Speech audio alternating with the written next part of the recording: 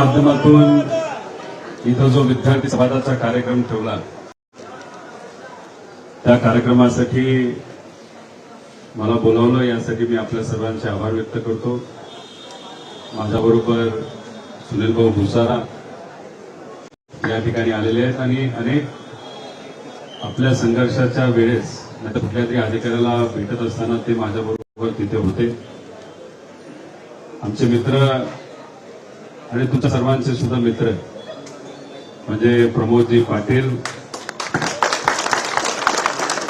नेहमी त्यांना जेव्हा मी भेटतो तेव्हा विचारतो, कदाचित एमपीएससी मध्ये असणाऱ्या विद्यार्थ्यांचे प्रश्न सोडवत असताना ते समजून घेत असताना माझ्यापर्यंत पोहोचवत असताना तुम्हाला कदाचित इतकं टेन्शन वाढलं असावे की तुमच्या डोक्यावरची केस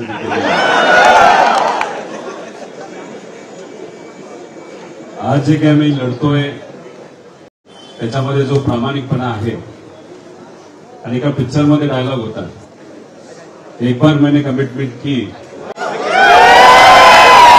तो फिर बाद में मैं कुछ भी नहीं सुनता। आता आमदार मला ज्यांनी बनवलं ते म्हणजे कर्जत जामखेडकर, त्यांनी मला लढायला शिकवलं। जन्म बारामतीचा असला तरी कर्जत जामखेडकरांनी मला लढायला शिकवलं। आम्ही मुख्यमंत्री बनू दादा।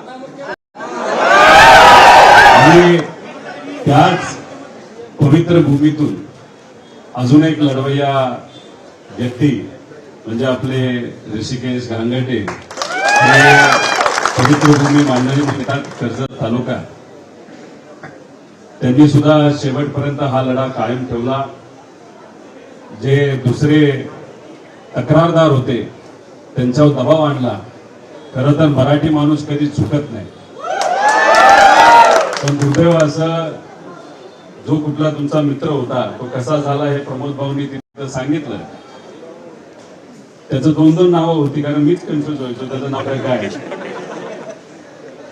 पण त्याला काही झालं असलं तरी तुम्ही शेवटपर्यंत या विद्यार्थ्यांच्या बाजूने राहिलात, सत्य याच्या बाजूने राहिलात, त्यासाठी मी मनापासून तुमचे आभार व्यक्त करतो। त्याच्याचबरोबर अनेक असे लोक आहेत जे या लढ्यामध्ये तुमच्या बरोबर राहिलेत, कारण का मी माझ्याबरोबर राहिले असं मी म्हणून चालणार नाही, कारण हा लढा तुमचा होता, तुमच्या भविष्याचा होता। त्यामुळे तुमच्या बरोबर भक्कमपणे राहिले, ज्याच्यामध्ये नितेश भाऊ सूर्यवंशी म्हणजे तिथे आम्ही बैठकीमध्ये बसलो। मी थोडा आक्रमक आहेच तुम्हाला माहिती आहे, कधी कधी मी शांत बसायचो समजून घेण्यासाठी। मध्येच तिथं नितेशराव काय व्हायचं माहित नाही की ते आक्रमक होऊन जायचे। आणि त्याच्याच बरोबर संदीपराव मोरे सुद्धा आमच्या बरोबर होते, ते शांत त्यांना सांगायचे, शांतपणे कसं खरं सांगायचं हे त्यांच्याकडनं तिथे शिकवलं पाहिजे। त्याच्याच बरोबर संकेत भाऊ बारसकर हे स्वतः वकील आहेत। खरं तर मला कधी कधी प्रश्न पडतो, कोर्टामध्ये गेल्यानंतर तुम्ही लय भारी बोलता, पण असं म्हणतात माईक हातामध्ये आल्यानंतर कदाचित हे, पण ती पहिली सुरुवात आहे, हळूहळू सवय होऊन जाईल। पण राजकारण फार वेगळं आहे, राजकारण एका दुसरं बरं बरं असं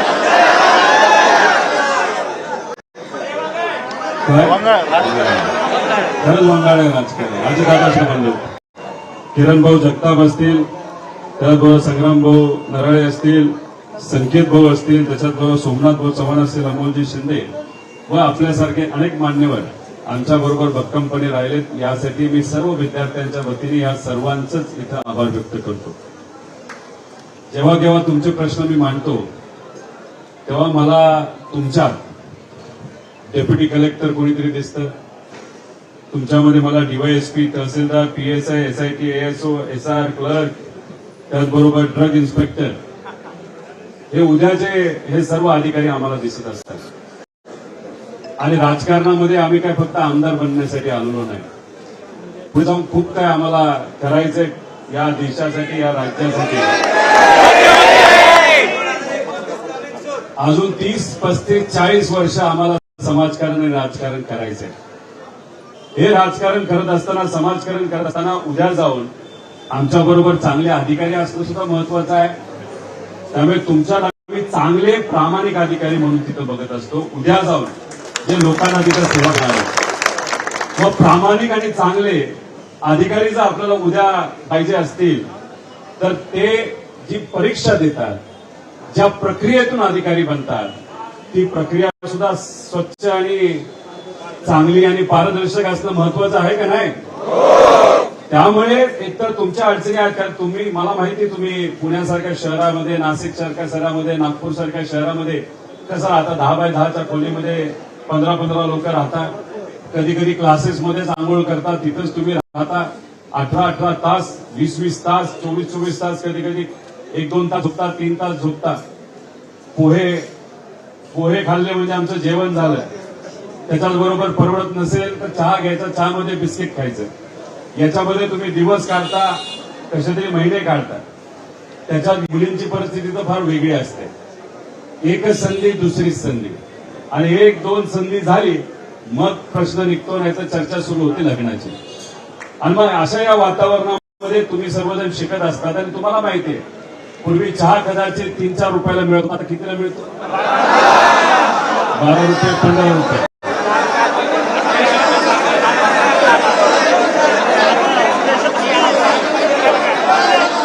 देशाच्या प्रमुखांनी आपल्याला सांगितलेलं आहे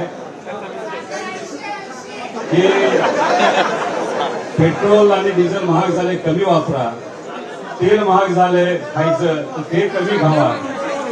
म्हणजे खर्च कुठेतरी वाढले, महागाई वाढलेली आहे. पोह्याची किंमत पूर्वी 10 वर्षापूर्वी किती रुपये असायची? 5-7 रुपयाला असायचे. आणि चांगले पोहे आणि बरेच मिळायचे, मी सुद्धा खाल्ले ते. पण आता किती रुपयाला पोह्याची? 35 रुपयाला. आता तुम्ही ज्या परिवारातून येता, शेतकरी कुटुंबाचे अनेक मुलं मुली इथे आहेत. सोयाबीनचे भाव 10 वर्षापूर्वी, 12 वर्षापूर्वी जेवढे होते तेवढेच आहेत. कपाशीचे भाव तेवढेच आहेत. नाही तर जेव्हा असं सरकार येतं ते पडतातच, हे तुम्हाला माहिती. कांद्याच्या भावासाठी सुद्धा आपल्याला संघर्ष करावा लागतो. नाही तर खर्च 20 रुपये असताना आपल्याला 2-3 रुपयाला कांदा किलोला तिथून विकावा लागलेला आहे. मग शेतकऱ्याची अशी परिस्थिती असेल तर शेतात काम करणाऱ्या मजुराची काय परिस्थिती असणार आहे? त्याच्याबरोबर इतरही छोटे मोठे व्यवसाय करणारे दुकानदाराची मुलं सुद्धा आपल्यात आहेत. एका दुकानावर अख्खा परिवार चालायचा. आता त्याचाच मुलगा शिकून सुद्धा त्याला नोकरी मिळत नाही म्हणून त्याच दुकानावर काम करतो. मग आजची ही परिस्थिती असताना उत्पादन आपलं वाढत नाही, आपल्या आईवडिलांचं उत्पादन वाढत नाही. फक्त तुमचं काहीतरी भलं व्हावं यासाठी आपली स्वप्न मारून तुमचे आई वडील कुठून तरी पैसा गोळा करतात, उसने पैसे घेतात आणि तुमची इतर शिक्षणाची फी नाही तर तुमचा खर्च हे तिथं भरत असतात. बरोबर का नाही? त्यामुळे तुमचं स्वप्न हे तुमचं नसून तुमचं स्वप्न हे तुमच्या आई वडिलांचं सुद्धा आहे. याची जाण ही तुम्हा सर्वांना आहे आणि आई वडिलांना सुद्धा आहे, तुमच्या शिक्षकांना सुद्धा खऱ्या अर्थाने ती आहे. त्यामुळे तुमच्या अडचणी सुटाव्यात यासाठी खऱ्या अर्थाने आम्ही सर्वजण काम करत असतो. आता कुठले पेपर फुटले 2026 मध्ये? आपण जरा 23 पासून सुरुवात करू. मुंबई उच्च न्यायालय व्यक्तिगत सहाय्यक 4 नोव्हेंबर 2023 ला पेपर फुटला. वन संरक्षण 5 ऑगस्ट 2023 ला फुटला. तलाठी भरती मी काय वेगळं बोलणार नाही. मला जेलमध्ये टाकणार होते, माझ्यावर एफआयआर होणार होता, पण ते विसरले की रोहित पवार जेव्हा बोलतो तेव्हा पुराव्यासकटच बोलत असतो. आणि आता सिद्ध झालेलं आहे तलाठी भरतीमध्ये सुद्धा पेपर फुटला होता. हे मी तर म्हणतच होता, तुमच्या माध्यमातून जे पुरावे माझ्याकडे आले. पण आता कुठलं मॅट सुद्धा त्या तिथं सांगत आहे की आपल्या या तलाठी भरतीमध्ये घोटाळा झालेला आहे आणि तो सुद्धा 25-30 लाख 40 लाखाला एक पेपर गेलाय. आणि त्यावेळेस अंदाजे 4,000 कोटीचा भ्रष्टाचार झाला होता. त्यात खोलात जाणार आहे. आम्ही कुठलाही विषय सोडत नाही. महाजनको ऑक्टोबर 2023, कोतवाल भरती ऑक्टोबर 2023, सार्वजनिक बांधकाम विभाग 17 डिसेंबर 2023. जरा 24 वर येऊ आपण. जलसंपदा फेब्रुवारी 2024. 25 राज्य उत्पादक शुल्क सप्टेंबर 2025. म्हणजे तोच विषय ना आपला एक्साईजचा. एक्साईज मध्ये काय झालं होतं की मार्किंग पॅटर्न म्हणजे कुठल्या विषयाला किती महत्व दिलंय हे फुटला होता. हा विषय तुम्ही आपण सर्वांनी मांडला, पण याच्यामध्ये मॅटली सुद्धा आता कन्क्लुजन केलेलं आहे. त्याच्याबरोबर आपल्या एमपीएससीने सुद्धा सांगितलेलं आहे, हो मार्किंग पॅटर्न हा फुटला होता. म्हणजे एमपीएससीवर जो आपल्या सगळ्यांचा विश्वास हा कायम आहे, अजून सुद्धा आहे. पण त्याच्यामध्ये अशा गोष्टी घडत असतील तर कुठेतरी आपल्याला वाईट वाटतं आणि भीती वाटते. 2026 मध्ये मी सांगतो, एचएससी केमिस्ट्रीचा 8 फेब्रुवारी 2026 एफडीए ज्याच्याबद्दल आपण चर्चा करतोय, मार्च 2026, SRPF 2026, नीट परीक्षा, याच्याबद्दल मी वेगळं बोलणार नाही. एका मोठ्या नेत्याला घरी बसावं लागलं याच्यासाठी, फक्त युवा शक्ती. टीटी 27 जून 2026 आणि आता सीईटीचा मुद्दा आम्ही घेतलेला आहे जुलै 2026. पुण्याचा सुद्धा आहे. MMRDAचा आता एकनाथ शिंदे साहेबांना काही दिवसांपूर्वी मी भेटलो आणि म्हटलं की साहेब हे फार अंगलेटी येणार आहे, याच्यावर आपल्याला कारवाई करावी लागते. मी त्यांना ज्या दिवशी भेटलो त्याच दिवशी संध्याकाळी अधिकाऱ्यांनी एक कमिटी फॉर्म केलेली आहे, समिती फॉर्म केलेली आहे आणि त्या प्रश्नपत्रिकेमध्ये नाही तर त्याच्यामध्ये काय घोळ झाला हे सांगतील. आणि सर्वच अधिकाऱ्यांना आम्हाला सांगायचंय की याच्यामध्ये कुठलाही प्रेशर तुम्ही घेऊ नका, कारण का आमच्याकडे सुद्धा पुरावे आहेत. तुम्ही जर प्रेशर घेतला आणि खोटा रिपोर्ट बाहेर काढला तर खरं रिपोर्ट कार्ड आम्ही जर पुढे काढलं या मराठी मीडियाच्या माध्यमातून तर तुम्हाला मात्र त्या ठिकाणी महागात पडेल. त्यामुळे कृपा करून प्रेशर घेऊन या मुलांच्या भवितव्याला तिथं कुणी हात लावू नये अशी आमची विनंती आहे. पुणे महानगरपालिकेला तुम्ही बसला होता, तिथं आम्ही आलो होतो, अधिकाऱ्यांनी दिले. आता त्या बाबतीत काय होतं आपण सर्वजण बघू. आता एफडीए पेपर कसा फुटला, कशा ऋषिकेश गांगडे आणि त्यांचे वकील हे तिथं जात होते, भेटत होते, काय झालं कसं झालं. 27 जुलैला पहिला पत्रकार परिषद आम्ही सर्वांनी मिळून घेतली. 27 जुलैला अन्न व औषध प्रशासन आयुक्त तुकाराम मुंढेंना आम्ही भेटलो. 27 जुलै MPSC ला गेलो. त्यात काय कसं झालं प्रमोद भाऊंनी सांगितलं, त्यामुळे मी काय बोलणार नाही. तसा माझा स्वभाव फार कडक आहे असं समजू नका. मी प्रेमाने सुद्धा बोलतो, फक्त प्रेमाने बोलत असताना कुठेतरी अल्टिमेटम सुद्धा देत असतो त्यांना.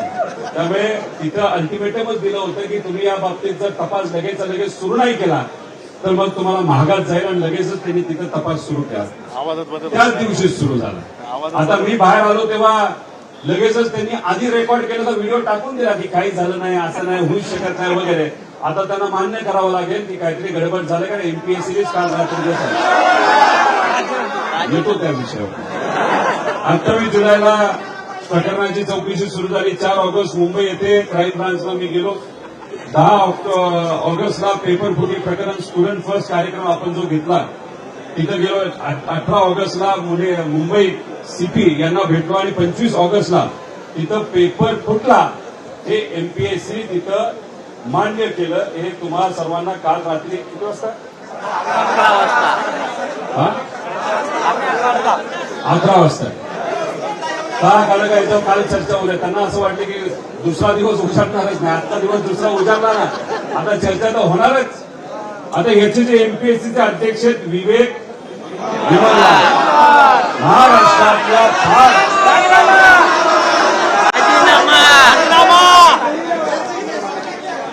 फार मोठ्या एका नेत्याचे मित्र आहेत. एका शाळेत RTOचे कमिशनर असताना त्यांनी काय काय गोंधळ घातले याची चर्चा अख्ख्या महाराष्ट्रामध्ये आहे.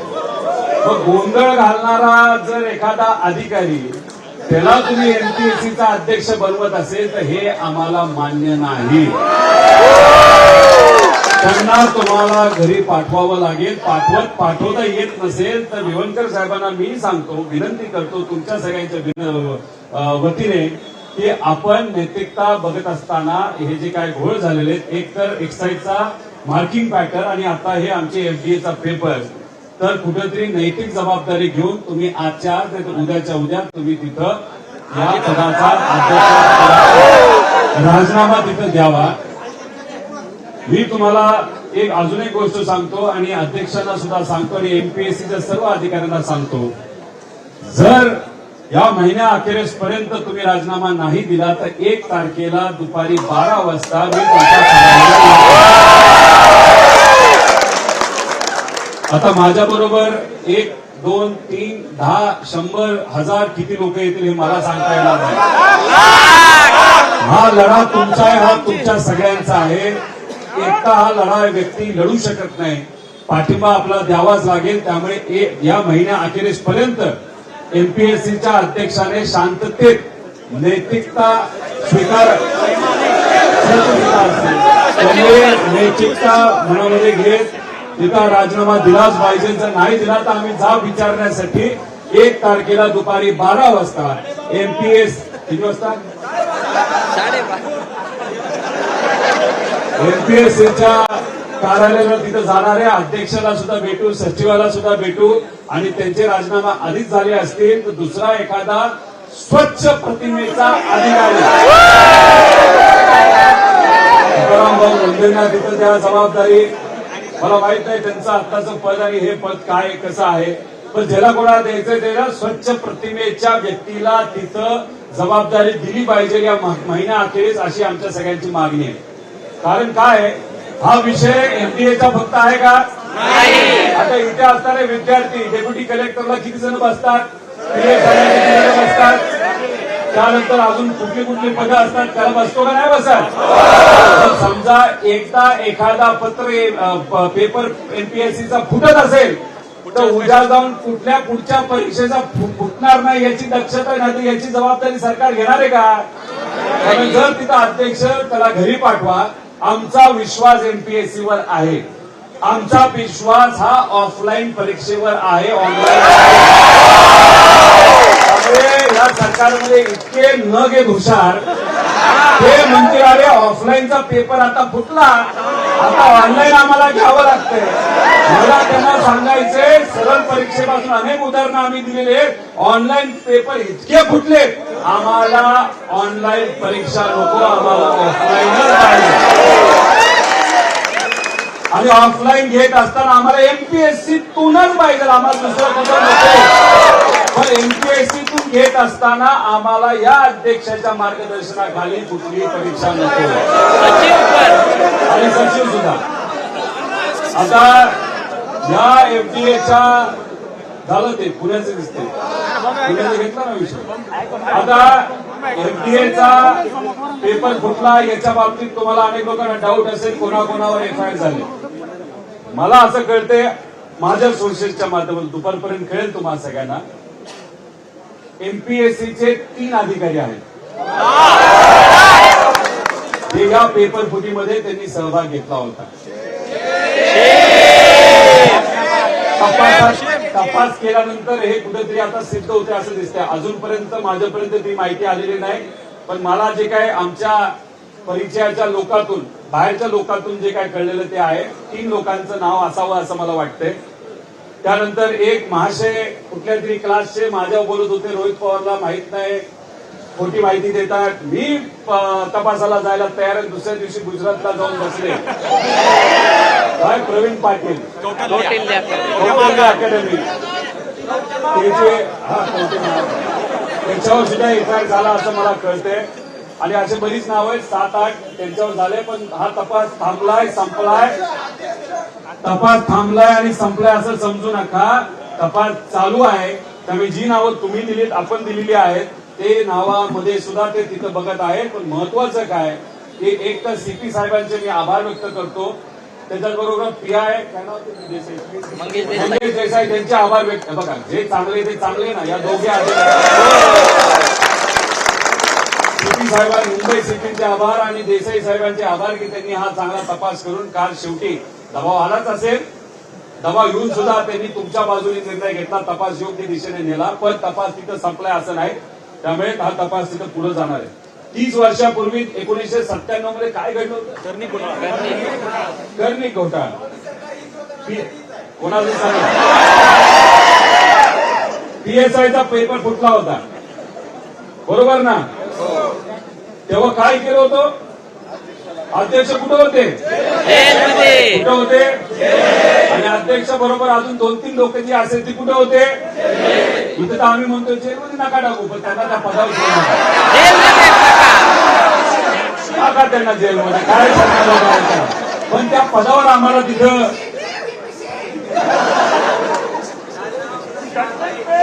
काही लोक फक्त चक्की पिसिंग बोलून मोकळं होतात.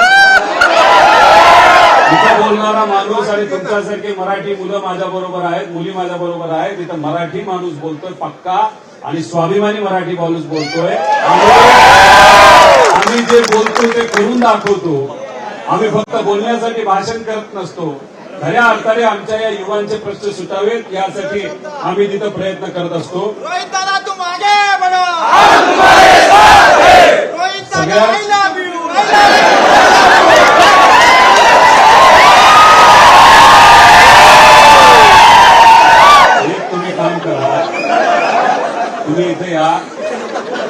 देशाचे प्रमुख बाहेर जाऊन मिठी मारतात, मी तुम्हाला इकडे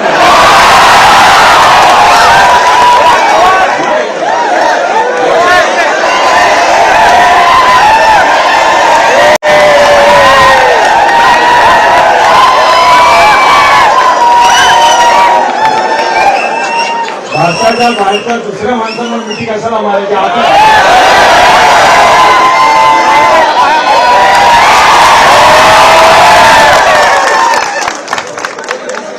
त्यामुळे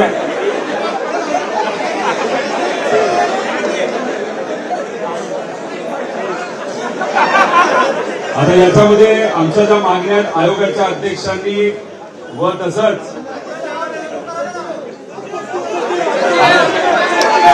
मागण्या करून मग आपण बोलत नाही. अध्यक्ष आणि कोणी राजीनामा द्यावा. एमपीएससीने त्या पोलिसांनी दिलेला अहवाल तात्काळ सार्वजनिक करावा. जसं आता ऋषिकेशनी पण सांगितलं, त्याच्याबरोबर काल एमपीएससीने काढलेला परिपत्र असे म्हटलं आहे, एका विद्यार्थ्याने एका व्यक्तीला, असं नसून आम्ही अनेक पुरावे तिथे दिलेले आहेत. त्यामुळे सगळे नेक्सस तुम्ही तिथे बघा. पुणे, नंदुरबार, बार्शी येथील नेक्सस संपूर्णपणे बघणं महत्वाचं आहे. आणि कदाचित मला असं वाटतं की गुजरातमध्ये सुद्धा 4 लोकांची नावं आपण दिलेली आहेत. एकाच हॉस्पिटलमध्ये काम करणारे 4 जे कोणी लोक असतील, ते कुठले असतील, प्रवीण पाटील, त्यांना कदाचित ताब्यात घेतलं असं मला कळतंय. आता ते खरं आज दुपारी कळेल आपल्याला. अजून जे एजंट आहेत, एक एजंट नाहीये, 40-40 लाख रुपयाला एक पेपर गेला असं मला कळतंय. त्यामुळे ह्याच्यात एजंट कोण कोण आहेत हे तिथं बघावेत. आणि FIR दाखल लवकरात लवकर करावा, जो काल झालाय असं मला कळतंय, पण तो आता पब्लिक करावा. कारण का हा विषय आता पब्लिक आहे. त्याचबरोबर ज्युडिशियल एन्क्वायरी या विषयामध्ये व्हावी अशी आमच्या सगळ्यांची त्याच्यामध्ये मागणी आहे. आणि असे प्रश्न आणि असे पेपर फुटणं हे योग्य आहे. तुम्हाला एक विनंती करायची, तुमच्यात सगळेच लोक इथं आलेले आहेत जे एमपीएससी देतात, पण जर समजा एमपीएचा पेपर फुटला एमपीएससी कडनं, तर मग बाकी पेपर देणारे, बाकी विषयामध्ये काम करणारे, अभ्यास करणाऱ्या विद्यार्थ्यांनी सुद्धा त्या मुलांना पाठिंबा देणं महत्वाचं आहे. त्याचबरोबर पोलिसांचा SRPFचा पेपर फुटला, ठीक आहे, ते तुमच्या बरोबर तिथं अभ्यास करत नसले तरी त्यांना पाठिंबा देण्याची जरूरत आहे.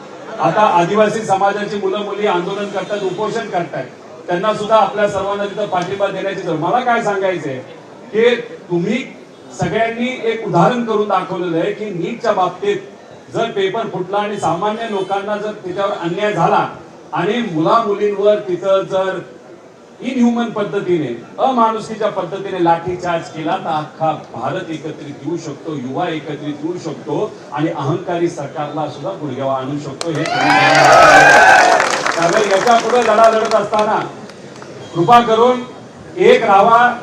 एकजूटची जी ताकद आहे, ती एकजूटची ताकद मराठी माणूस म्हणून, भारतीय म्हणून, ही जाती आणि धर्माच्या पलीकडे जाऊन मोठी ताकद आहे. माणुसकी महत्वाची आहे. त्यामुळे माणुसकी जपणं ही आपल्या सगळ्यांची जबाबदारी. आणि चांगल्या परीक्षा होणं, पारदर्शक पद्धतीने परीक्षा होणं आणि चांगले अधिकारी पुढे जाणं हे महत्वाचं. नाही तर काय, सीटी पेपर तुम्हाला माहिती आहे, 10वी 11वी 12वी झाल्यानंतर आपल्याला तो पेपर द्यावा लागतो. इंजिनियर बनायचा असेल तर इथे पर्सेंटाईल वाढून मिळतात. 20 लाख रुपये 25 लाख रुपये दिले की एखादा मुलगा, म्हणजे एक तर मुलगा आयसीआयसी मध्ये, आयसीआयसी नाही कुठलं ते, सीबीएसई कुठलं असेल, आयसीआयसी, याच्यामध्ये मॅथ्स मध्ये नापास झालाय, त्याला 100% सीईटी मध्ये मॅथ्स मध्ये मिळालेला आहे.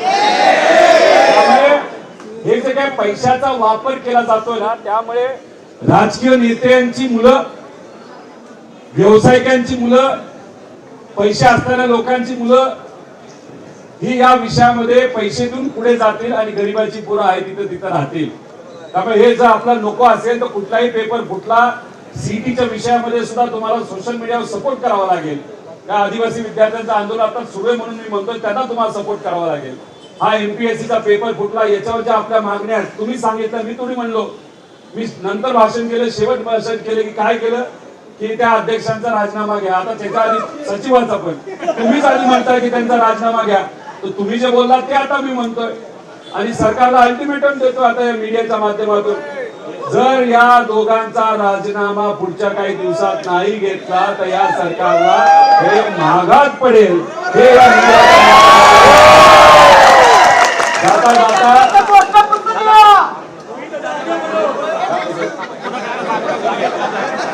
एक शेवट शेवट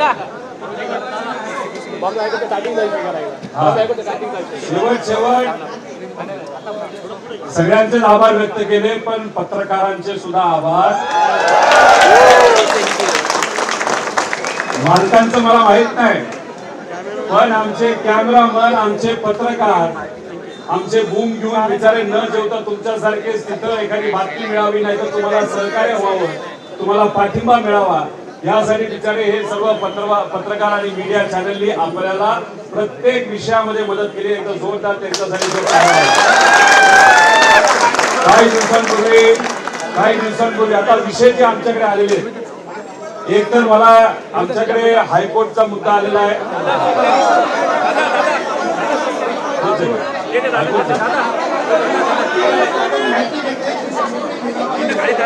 मी काय सांगतो, मी इथंच आहे, मी निवांत आहे. मला काही लोक म्हणायचे की दादा तुम्ही कुर्ता पायजामा का घालत नाही, पांढरे कपडे का घालत नाही. तेव्हा मला लोक सांगायची, मी विचारायचो का हो पांढरे कपडे कशाला घातले पाहिजे, काय स्वच्छ प्रतिमा दिसते. तुम्हाला अनेक लोकांना प्रश्न पडला असेल की आज मी इथं पांढरे कपडे आणि ते सुद्धा कुर्ता पायजामा का घालून आणलेला आहे. सांगतो काय, एक तर माझी प्रतिमा स्वच्छ आहे हे तुम्हाला आपल्या सगळ्यांना माहिती आहे, ईडीला सुद्धा माहिती आहे. आज पांढरे स्वच्छ कपडे आणि कुर्ता पायजामा इथं घालून येण्याचं कारण असं, आमच्या सगळ्यांची भूमिका आहे या सगळ्या परीक्षा पारदर्शक स्वच्छ झाला. मी काय लगेच जाणार नाही, आपल्याला पावसाचा सुद्धा आशीर्वाद आहे आणि उन्हाचा सुद्धा आशीर्वाद आहे. मी इथं थोडा वेळ बसेल, तुमचे प्रश्न आहेत ना, काही गडबड करू नका. 10 प्रश्न तुम्ही सांगा, ते 10 म्हणजे आम्ही जे लढायचंय ना, लढायचं आम्हाला लढायची प्रेरणा कोणाकडे मिळत असेल, आदरणीय पवार साहेबांकडे. 65 वर्ष या महाराष्ट्राला चांगली दिशा मिळावी, विकास व्हावा, मुला मुलींना तिथं संधी मिळावी. सगळ्यात जास्त MIDC त्यांच्या काळामध्ये आणल्या गेल्या, त्याच्याबरोबर नोकऱ्या मिळाव्या, शिक्षण व्यवस्था चांगली असावी, यासाठी या महाराष्ट्रामध्ये आदरणीय पवार साहेब प्रामाणिकपणे काम करत आले. आणि आम्हाला सुद्धा जेव्हा आम्ही भेटतो त्यांना कसाईस वगैरे काही विचारत नाहीत, डायरेक्ट मुद्द्यावर, तू जो मुद्दा घेतलेला आहे, काय मुलांचं म्हणणं आहे, काय आपल्याला करता येईल, या विषयासाठी मला असं वाटतं की साहेबांनी तुमचं सगळं ऐकून घेतलं होतं. ऐकून घेऊन ते मुख्यमंत्री साहेबांना सुद्धा त्यावेळेस बोलले होते, तुम्ही सुद्धा तिथे गेला होता आणि साहेबांनी सांगितलं होतं ते वेगळे विषय असताना साहेब म्हणजे हा विषय सुद्धा महत्त्वाचा तुम्हाला हातात घ्यावा लागेल. त्यामुळे तुमच्या सगळ्यांच्या पाठीमागे राजकारणातला सह्याद्री म्हणजे आदरणीय पवार साहेब हे नेहमी आहेत आणि त्यांच्या मार्गदर्शनाखाली आम्ही सर्वजण तिथं काम करतो. त्यांचा आशीर्वाद तुम्हा आपल्या सगळ्यांना आहे. त्यामुळे इथं बसल्यानंतर काही गडबड करू नका. 10-12 प्रश्न तुमचे जे आहेत ते आपण तिथं घेत आहोत. आणि आता झालं असं आहे की बऱ्याच मुलांना कळलेलं आहे की रोहित पवारांचा सोशल मीडियावर एखादा मुद्दा टाकला तो सरकारपर्यंत लगेच जातो. तो पण मुद्दा आहे. आता आपण घेऊन आला ते घेऊन आता प्रमोदराव मला फोन करतात, म्हणतात की हा विषय फक्त तुम्ही ट्विट केला ना तरी मार्गी लागतोय. अरे अनेक असे विषय हे सोशल मीडिया आणि ट्विटवर टाकलं की खरंच ते मार्गी लागतं. मला माहित आहे महाराष्ट्राचा विरोधी पक्षनेता विधानसभेत आणि लोकसभेत जरी कायदेशीर नसले तरी लोकांच्या मनातला विरोधी पक्षनेता. तुमचा प्रेम आणि तुमचा विश्वास आहे. ताकद जी आपल्याला मिळते ती तुमच्यामुळे आहे. तुम्ही सांगा जिथं कुठं जायचं तिथं आपण जाऊ, तिथं आम्ही जातो, तो प्रश्न सुटावा अशी प्रामाणिकपणे इच्छा आमच्या सगळ्यांची आहे आणि तिथं आम्ही काम करत असतो. त्यामुळे 10 प्रश्न तुमचे असतील तर घेऊ. नंतर प्रेस कॉन्फरन्स, प्रेसला जर अजून काय राहिलं असेल विचारायचं तर मग आपण पुढे प्रेसवाले आले तर त्यांच्यावर बोलू. तुमचे 10 प्रश्न घेतो, मग मी प्रेसला तिथं समोर जातो. ठीक आहे. युवकांचा बुलंद आवाज, रोहित दादा तू मागे बढो. आमच्या बरोबर पुरोगामी विचाराला पुढे घेऊन जाणारे विकासजी लवांडे इथं आहेत. त्यांचंही स्वागत करतो. रवी भाऊ वरपे असतील, पंकजना बोराडे सुद्धा इथे आहेत आणि अनेक इतर मान्यवर इथे आहेत. आता हा प्रश्न आपण घेऊ. काही प्रश्न घेणार आहोत, तर घाई गडबड करू नका, प्रश्न रिपीट करू नका, एक एक एक एक प्रश्न घेऊ. बरं एक काम करू, मीडियाचं संपवतो. आपली 16 ऑगस्ट बॉम्बे हायकोर्टात टायपिंग स्किल टेस्टची एक्झाम झाली होती, जी की सेकंड स्टेज होती. त्या एक्झामची पहिली स्टेज आम्ही लेखी परीक्षा पास केलेले विद्यार्थी होते.